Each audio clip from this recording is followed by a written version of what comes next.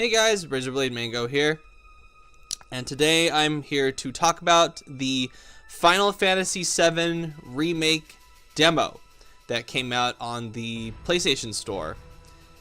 And I was actually, funny thing is, I was actually at work when it got announced that it was dropping. I actually went in super early to work. I think like 3:30 in the morning I went to work, and I was looking at Twitter and I saw the people blowing up about how Final Fantasy VII Remake demo had dropped on the PlayStation Store and how it's the most amazing thing since sliced bread, and I went, oh, I really want to play it. I want to get out of here and go play it.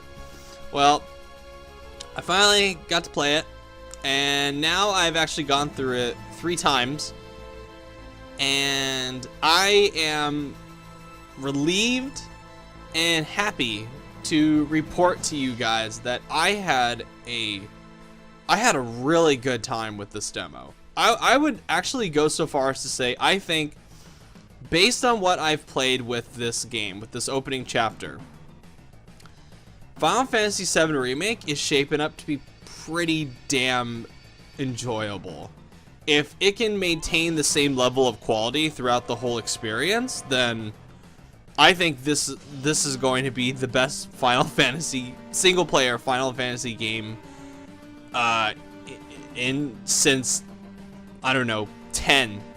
Because truth be told, I haven't really been on board with the Final Fantasy series, at least the single-player portion of it, in a very long time. 12 I could never get into. 13 was shit. 15 is shit. And I've actually been replaying 15 for like the last week or so. Whenever they threw it onto Xbox Game Pass is when I downloaded it, and I've been going through that again, and it's so shit. it's a shit game. I'm sorry, guys, but I'm not gonna make this video about Final Fantasy 15.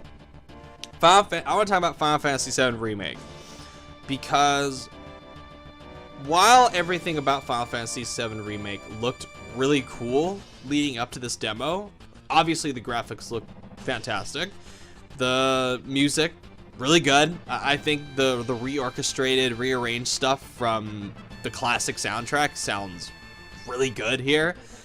I'm sad it's not Uematsu doing the score. I think he only did the theme song for the game, but whoever they got did a really good job rearranging the soundtrack.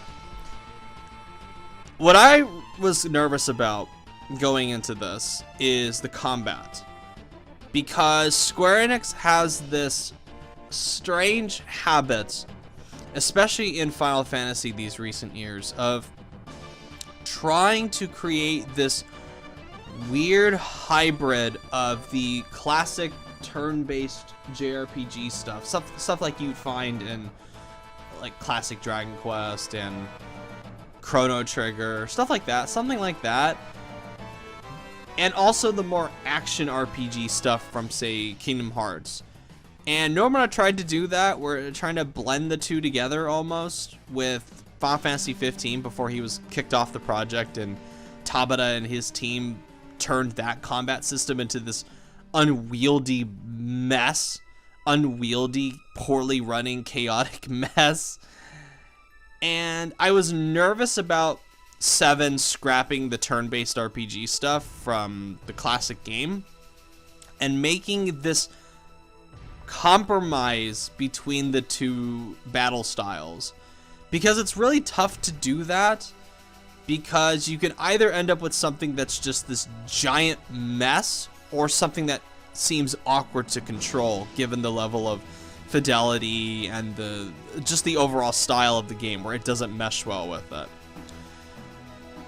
And I was very pleasantly surprised to find myself really hooked on this combat system, where yes, it is this compromise between the classic JRPG combat and the more Kingdom Hearts style combat into this one that is actiony but has enough strategic flavor to make it feel sort of turn-based-esque, where they still have the concept of attacking your opponent to fill up the ATB, and then once the ATB one of the meters is full, you use, items or a spell or an ability, and it works. It flows quite nicely throughout, at least isolated in this single demo. It flows quite nicely. And even then, I had concerns that it would start to get chaotic, a little too chaotic, when they started introducing more party members. But so far, the way they've handled adding party members into the game has been easy to kind of latch onto. And it's really simple and streamlined to do it, where you can instruct Barrett to make one attack, or you can take direct control of Barrett when the time comes, and then Barrett does something, and then you just click back to Cloud. And it takes some getting used to the rhythm of battle in this game, but once it kind of clicked for me, I went, okay, this is really cool. And I really got into it, way more than I expected to, given that everything in this demo is something that we saw from E3 2019. And even back then, while it looked cool on screen, watching before my eyes as a hands-off experience, I started to wonder, is this going to be fun to play when I actually have the controller in my hand? And so far, the answer for me is a resounding yes. Yes, it is. It is a lot of fun.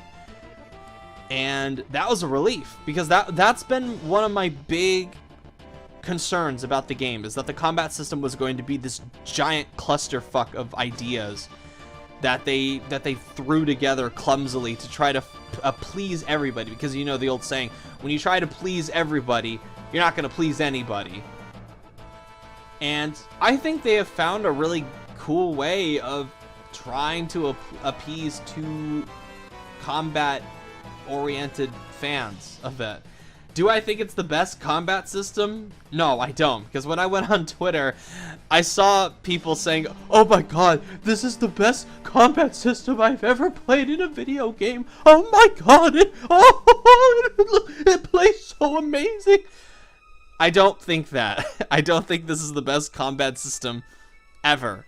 I think it's much better than it has any right to be.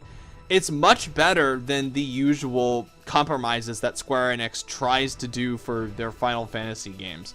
Because when you look at something like Final Fantasy 13, which just practically plays itself, and Final Fantasy 15, which is just a clunky mess, I'm shocked that 7 actually found a way to combine the two into something that is relatively coherent so far. Now, again, all of my thoughts are just isolated to this opening chapter. I have no idea if this is going to carry over to the main game, because, truth be told, I said the same thing about Final Fantasy 15. When they released that episode Du Sky, and I played that, and I had a really fun time with that, that was isolated to that one demo, and I think a lot of that back then was just the novelty of, oh, I'm playing Final Fantasy 15, oh, this is so much fun, oh, I get to play it finally. And yeah, that one demo bit in the final game is still fun, but Final Fantasy 15, that does not carry over to the full game, because it pretty much starts right after that, where it just turns into this fucking disaster. And again, I don't know if Square Enix is going to find a way to comfortably make this first part of an overall series work and flow coherently into the next one. I don't know. There's still a lot of things that I'm still concerned about with this game that I don't know. But one thing that I can check off of my concerned list as an okay, it's a green light, it's okay, is the combat system. And when asked, do I see myself engaging with this combat system throughout a 60-50 hour experience? So far, my answer seems to be a cautiously optimistic yes. And again, this demo has not alleviated all of my concerns, but it does make me more optimistic for the final product. And I just, honestly, I kind of want to go back and play it again, because I just have this itch to go back and play it. It's fun. It's really fun. I'd rather play this demo multiple times than slog through an hour of Final Fantasy 15. I know this video has kind of become an excuse to back on Final Fantasy 15, but yeah, Final Fantasy 15. Final Fantasy VII Remake, though, yay! Shaping up to be the best single-player Final Fantasy game since 10. But then again, that's not a very high bar to reach, sadly. It's sad that I have to say that. Alright, thank you guys for watching. If you'd like to see, subscribe. Let me know what you think about Final Fantasy VII Remake and its demo.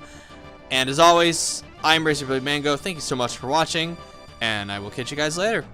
Bye!